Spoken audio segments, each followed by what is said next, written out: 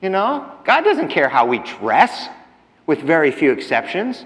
People sometimes they'll call and say, what's the dress code at Book of Life? And I'll say, we have a very simple dress code. Don't dress in a way that'll distract people. That's the dress code. Other than that, you're on your own. And you get to interpret that, unless you're a distraction. Then the ushers might tap on your shoulder. What's the Bible say about the way we should dress? Nothing. It says one thing in the Old Testament about don't be a transvestite. I'm loosely paraphrasing. Other than that, it doesn't care how you dress. And so I don't care how you dress. There's so much that God really doesn't care. He wants you to have a free life and enjoy your life. And all these rules and regulations we make up, they just stifle us. And it's just no bueno. That's Hebrew. Question number 4. Who was told to observe the Sabbath? Now this is where we get down to the meat of the matter. Because every Jew and every Christian and every cult branched off of either of those think that they have to observe the Sabbath, and they've interpreted it to mean it their own way. Listen to what Exodus 31 clearly says. Turn there. This is the verse I wanted you all to see. Exodus 31, 16 through 17. And it's funny, people who've studied the Sabbath issue and read books on it, and even written books on it, somehow this verse doesn't appear. And it's the key verse. Maybe that's why it doesn't appear, because it doesn't jive with what they believe. Exodus 31.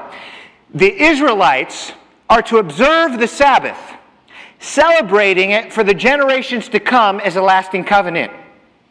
It will be a sign between me and the Israelites forever. The Hebrew there for forever is better translated indefinitely. In other words, we don't know what the end is. For in 6 days the Lord made the heavens and the earth, and on the 7th day he abstained from work and rested. Remember, I told you in Exodus, Sabbath only occurs 3 times. Twice when God stopped creating, and once when he promised that the seasons would never end after the flood. We don't read or hear about the Sabbath again until it's commanded in the 10 Commandments. Then it's clarified in Exodus 31. Who's supposed to observe the Sabbath? Look at this. The Israelites are to observe the Sabbath, celebrating it for the generations to come as a lasting covenant. It will be a sign between me and the Israelites. The Sabbath was commanded to ancient Israel as a sign of their covenant with God. Their covenant with God. If you're not an ancient Israelite, it ain't got nothing to do with you. So for 2,000 years, people have been arguing about how to observe the Sabbath. They missed this verse. They were never told to observe the Sabbath. You realize if a Jewish person 2,500 years ago worked on the Sabbath, he was committing a sin worthy of death. If a Chinese man 2,500 years ago worked on the Sabbath, he was industrious. There was nothing wrong with it. God never told the Chinese people not to work on the Sabbath. He told Jews as a sign of their covenant with him. God made other covenants with other people. If a Jew ate a pork chop 2,500 years ago, he was committing a horrible sin because God told Jews not to eat pork chops. But he didn't tell Chinese people not to eat pork chops. And I talk about Chinese people because they go way back. Maybe Native Americans were back then, but I don't know. Very few people groups we can trace that far back. But Chinese people go way back. Jewish people go way back. So I use Chinese people. I heard a statistic about 20 years ago. I don't know how it's since changed. 1 in every 5 people on the planet is Chinese. That's how many Chinese people there are. So in referencing Chinese people, I'm talking about a vast portion of humanity. God never commanded the vast portion of humanity to do these little things. He commanded Israel to do these things. I'm not making this up. Isn't that just plain English? It is a sign between me and the Israelites forever. Therefore the children of Israel shall do this. And you will look far and wide for a verse of Scripture that takes that commandment and gives it to anybody else. And we are going to look in just a minute. But you won't find it. All right, so 1, we know what the Sabbath is. It's the day God finished creation. 2, we know when the Sabbath is. It's the 7th day, which is Saturday. We know how the Sabbath was to be observed, by not working and by having a sacred assembly. Number 4, we know who was told to observe the Sabbath, ancient Israel. But that brings us to question number 5. Are we obligated to keep the Sabbath today? I'm going to answer that question for Jews, and I'm going to answer that question to Gentiles. Because God addresses both. Has to, because the ancient commandment was given to the Jews. So here's what happened. I already told you that the Jewish people had all these crazy laws they added to try to protect themselves from breaking the Sabbath. But in doing so, they just burdened themselves with silliness.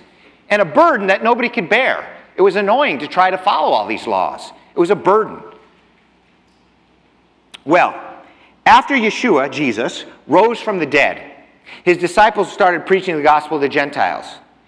If you'll read the Gospels, it all started in Israel and stayed in Israel while Jesus was alive.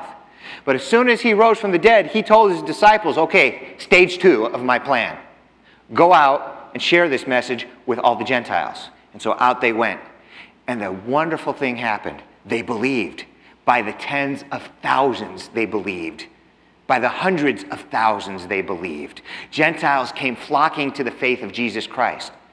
Now, these Jews who were all in leadership, because that's the only people who were connected to God at the time, the rest were pagans. They were just coming into the faith. The Jews said, this is great, but what do we do with them?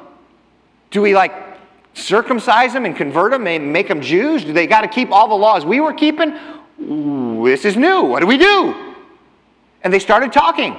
And so all the pastors, all the elders, the apostles, and no doubt some of the prophets had a convention in Jerusalem to talk about it. And that convention is mentioned in Acts chapter 15.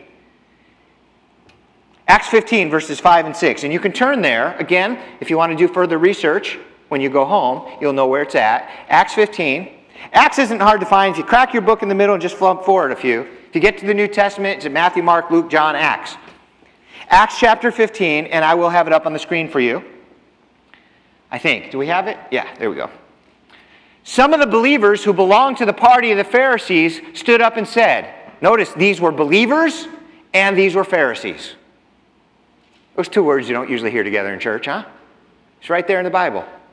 They were believers and they were Pharisees, but they were confused. They stood up and said, the Gentiles must be circumcised and required to obey the law of Moses. And remember, the Sabbath was one of the key laws. Made it in the top 10. The Gentiles must be circumcised and required to obey the law of Moses. The apostles and elders met to consider this question. Well, I hear Italians are this way, so I'll have to take the word for those Italians who have told me. But I'll tell you, Jews are this way. When we get together to discuss things, we get loud. In fact, there's a science, an art and science to Jewish arguing. Jews get together and we argue. And when Gentiles, who are raised a little more calmly than we are, hear us talking, they think we're having a big fight and it's all sad and miserable. And we're like, well, we're not fighting, we're talking. So a lot of Jews will argue, but they're not really arguing. Does that make sense? I think they were arguing here. In the real way. They got heated. They started debating about the topic. What do we do? Give up the Sabbath? No, if they're joining, they're joining. Remember, the days of Jesus, if a Gentile, this is before he rose from the dead, if a Gentile wanted to join Israel, they had to be circumcised, and they had to agree to follow all the laws like the Jews. They had to join the people. So is that the case today? So they got together, they talked about it. Then Peter stood up. Let everybody bicker. Then Peter stood up. The Apostle Peter. He said, listen, you know what a burden these laws have been on us. None of us have been able to keep them, and they've been a real pain. Why do you want to do this to the Gentiles? God called them as they were. Leave them alone. Then Peter sat down.